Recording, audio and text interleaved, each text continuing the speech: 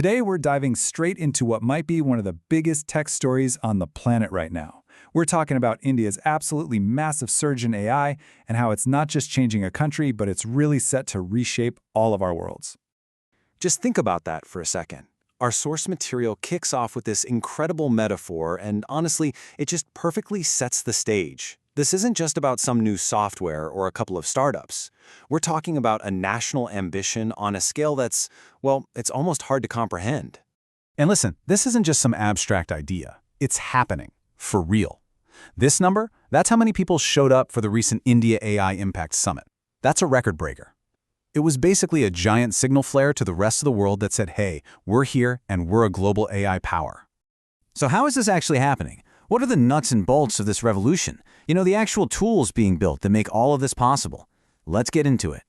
So the first big piece of the puzzle is this thing called BharatGen AI. Now, you've heard of ChatGPT, you know Gemini, but here's the key difference.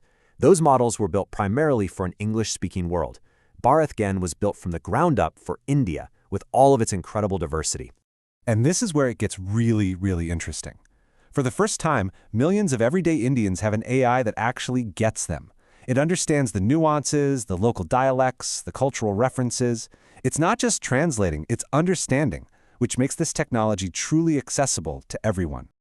Okay, so you've got the software, right? But AI needs some serious muscle. We're talking about massive computing power, these things called GPUs.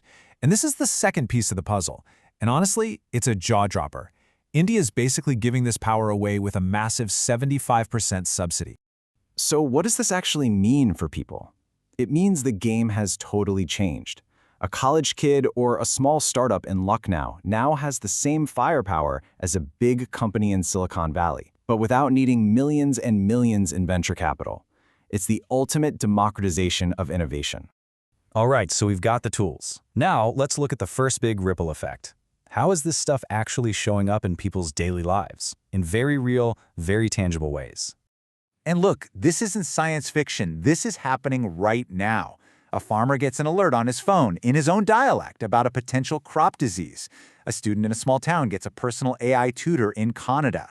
It's all about practical, real-world solutions that are changing lives. Okay, so that's the impact on the ground. Now let's zoom out, because this isn't just an Indian story. This is shaking up the whole global power structure, redrawing the maps of economics and geopolitics. And we're talking about a staggering amount of money here. $126 billion. That's what India's AI market is projected to be worth by 2030. That kind of money doesn't just build an industry. It creates a whole new center of economic gravity on the world map. I absolutely love this analogy from the source material. For decades, the big tech game felt like a two-way match between the US and China. Well, India just walked onto the field as a third major player, and suddenly, everyone wants to be their partner. But there's a hidden battle going on behind the scenes. The AI race runs on these special rare minerals, the stuff that makes the chips go. And right now, as you can see, China has a dominant position in that global supply chain. So if you're India, you can't have your entire AI dream dependent on someone else's supply chain, right? So they're making some seriously smart strategic moves. From discovering and mining their own lithium reserves to building new partnerships in Africa, they're securing the fuel for their future. Okay, let's move on to the next big wave this is creating. Think about manufacturing. For years, the world's factory was China. Now, everyone's looking for what they call China plus one, and AI is helping India become that plus one. And inside these factories, AI is a total game changer. We're not just talking about big robots. We're talking about smart systems, cameras that can spot a tiny flaw in a piece of fabric in milliseconds, or software that predicts when a machine is about to break down before it happens. This means better quality, more efficiency, and more competitive goods for the whole world. All right, now we get to what might be the most powerful, the most human part of this whole story. How AI is literally saving lives and transforming healthcare for millions of people. Just think about this question. Can a smartphone photo save your life? It sounds like something out of a sci-fi movie, doesn't it?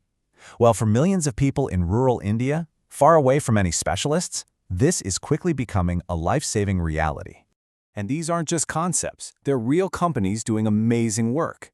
You've got Periwinkle, which can spot early signs of cervical cancer from just a photo. Remedio, which texts for eye diseases that can lead to blindness, Wysa, an AI chatbot providing mental health support 24/7. This is about bringing top-tier medical expertise to villages that have never had it before. And it's not just about diagnosis. Look at the race for new medicines. The old way, it could take over a decade and cost over $1 billion. The new way, powered by AI, we're talking about slashing that time down to just a few months at a fraction of the cost. It's a complete revolution in how we find cures. And that brings us to this quote, which I think just perfectly sums everything up. When you connect all these different pieces, you realize India's AI rise is not a technology story. It is a human story. It's about how this incredible technology actually serves people. So let's just quickly recap the whole story here. It starts with a homegrown AI, BharatGen, built for every citizen, that's powered by democratized access to computing, which unleashes innovation everywhere. This turns India into a new global player, which then makes strategic moves to secure its own supply chains. And all of that fuels incredible advances in manufacturing and, most importantly, in life-saving healthcare. It all connects. So that leaves us with this final, really provocative thought. What happens when a nation of 1.4 billion people builds its own brain, based on its own unique culture, languages, and needs? What will it think of next? The most incredible part is we're just seeing the beginning of this story.